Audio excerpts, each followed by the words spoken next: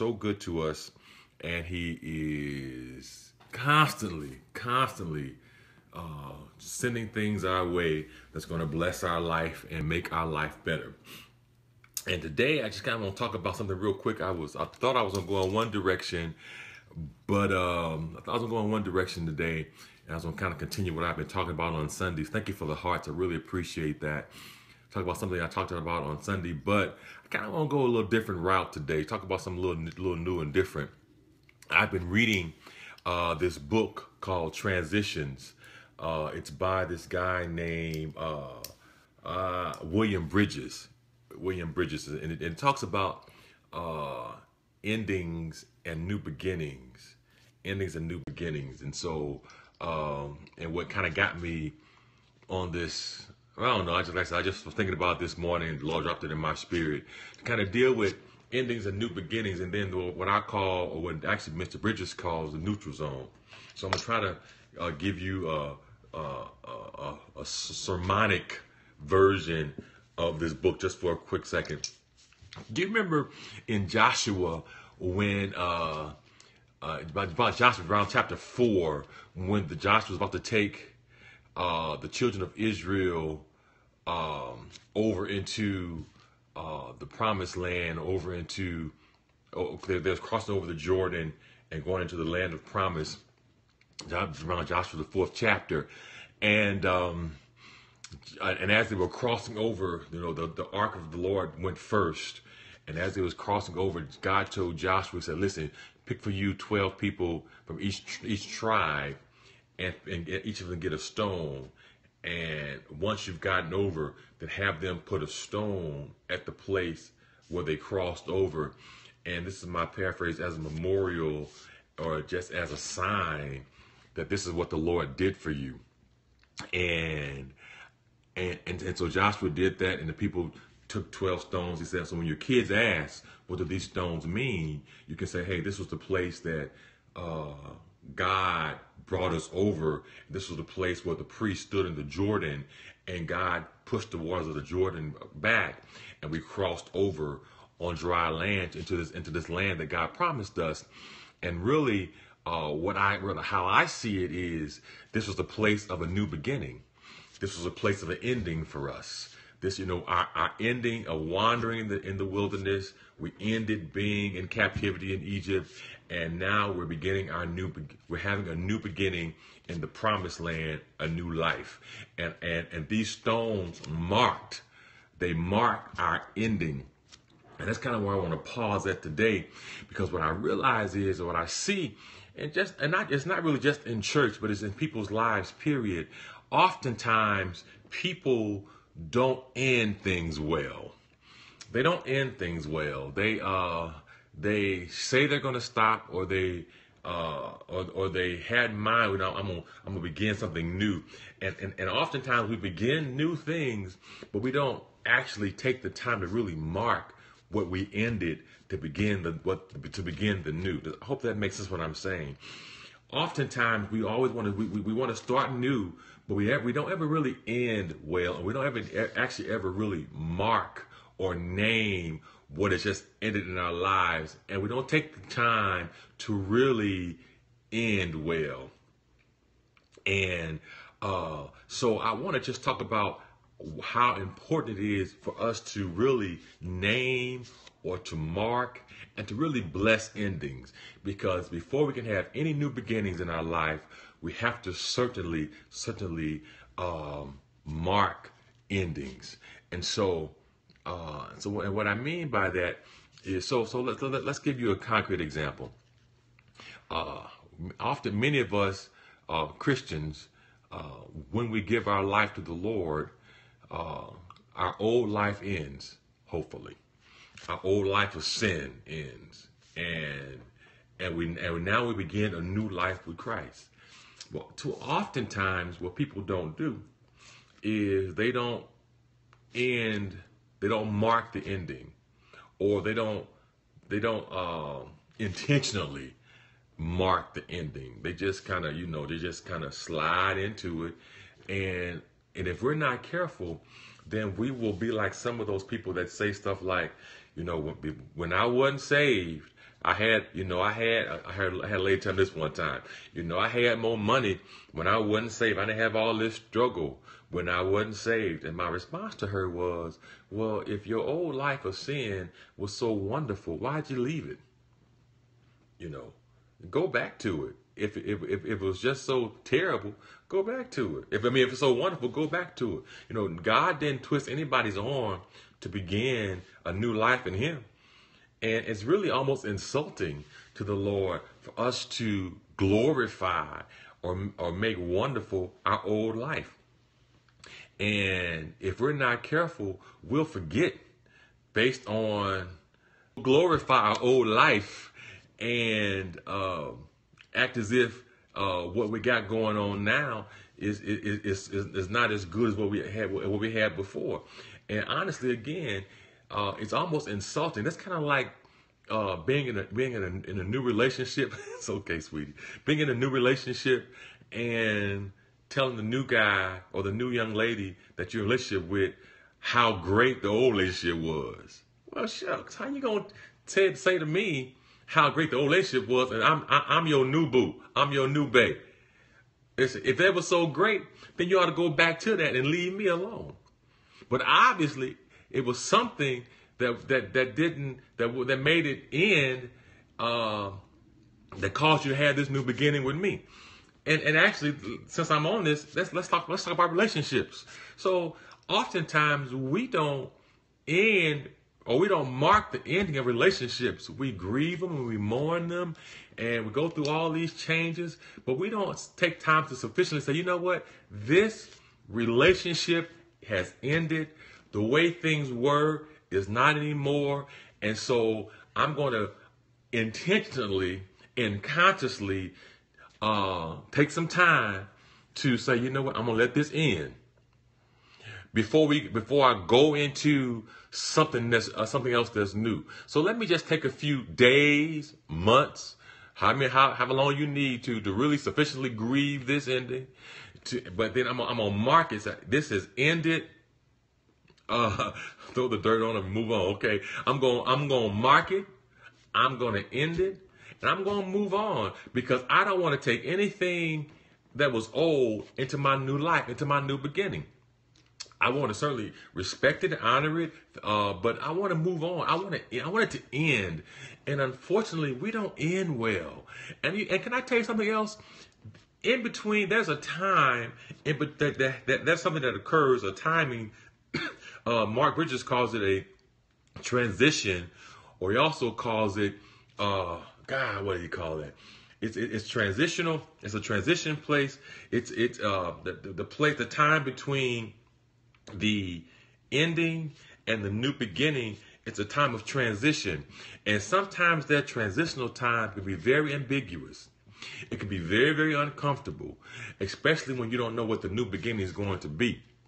It's kind of like that time between one job ends and a new job begins, and you haven't had the new job yet.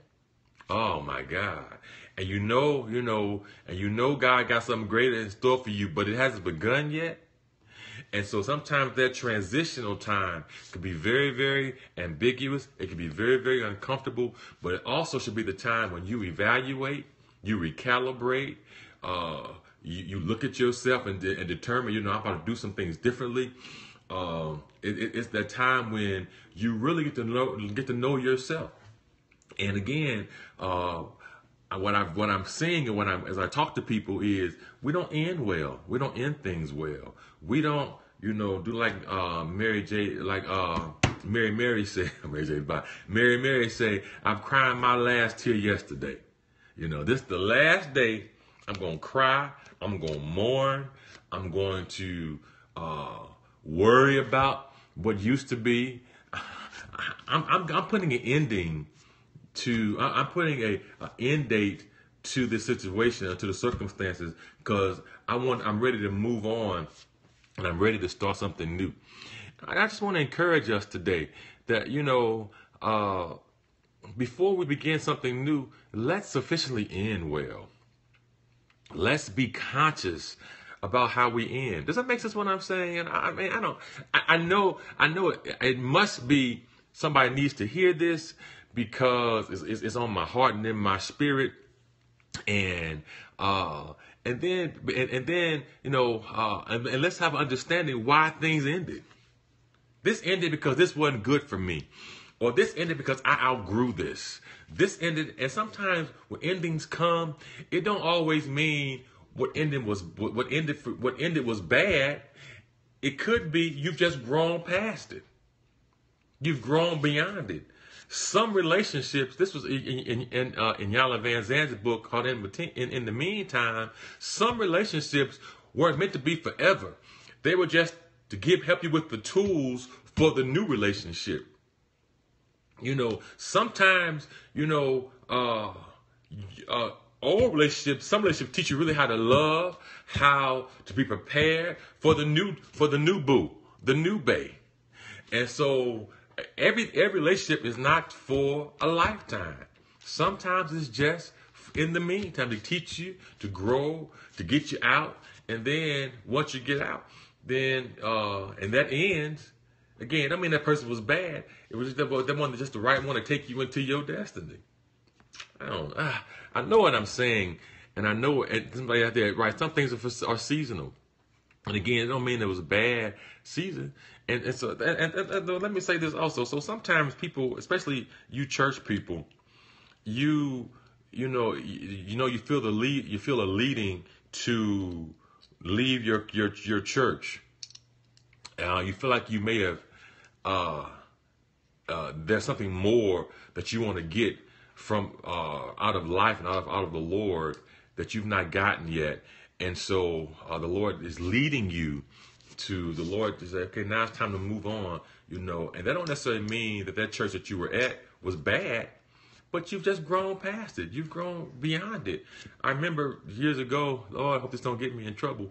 I remember years ago, before we started Redeeming Word, I was at my former church, and I knew that it was just time for me to leave. And that don't mean that church was bad. It was just my time to exit. And I left in such a way that I could always go back to it. We left, and I left maturely. And most good pastors, they understand that, maybe I can't give this individual what they need. I brought them to this point, but now it's time for them to grow past this. And that don't mean what I'm giving is bad. It just means this person needs something more. It takes nothing away from me as a pastor, but let's end well. So when we see each other in the street, or if you ever want to come back just to visit, you can, and ain't no drama. Does that make sense what I'm saying? And so it's up to us, you as an individual, before you have a new beginning, or before you walk into your new beginning, try your best to end well. Try your best to understand what's ending. What is ending in my life that's caused this new beginning? A friend of mine, years ago, it was on her wedding day, and she was a beautiful, beautiful bride, and she was marrying the man of her dreams, and the wedding was what she really wanted, and she realized that, and she was so in tune with herself that she realized, she said, you know what, I should be very, very happy today, but right now I'm feeling very sad. I'm feeling a real deep sadness, and I don't know what this sadness was. And she had to really it took her some time even after the wedding to come in touch with what the sadness was. And what she had to come to the conclusion was why she was sad was because she was grieving her single life. Her life of being single was ending, and her life of now being married was her new beginning. And she hadn't sufficiently decided how she wanted to end being single. She just kind of moved through that transitional period without really recognizing what was ending. And I don't care what y'all say, marriage is wonderful, but you know what? Everybody that's single is not miserable. And everybody living a single life is not living a miserable single life. Some people have great single lives. And that don't mean, and hopefully you do, that your life was great before you move into something else. Because if you can't enjoy being single, you'll never enjoy being married. That's a whole nother preaching moment. So, but my point was, when she realized she needed to grieve, she needed to really grieve this ending.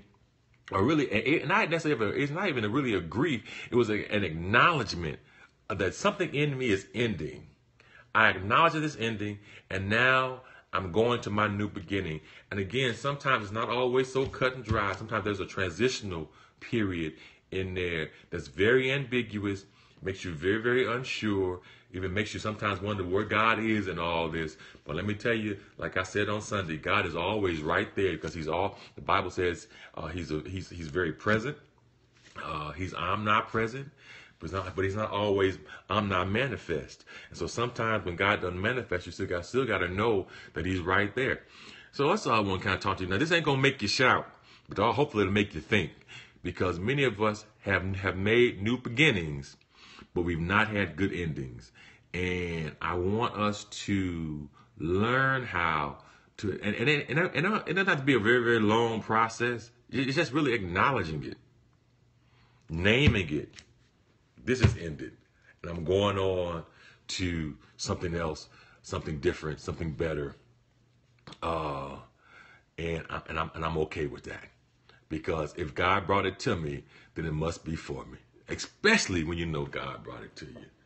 Oftentimes we linger too long. We just do. We stay places too long, and we don't really get to be able to fully appreciate our new beginning, because we are so lingering over the ending.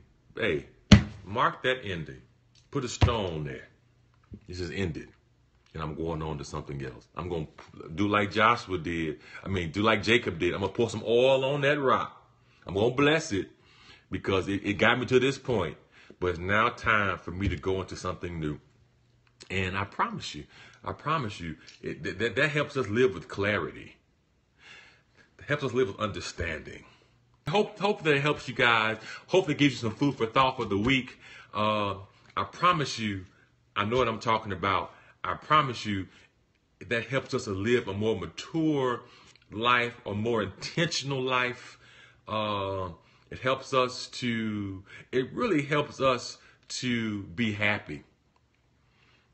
And at the end of the day, more than anything, God wants you happy.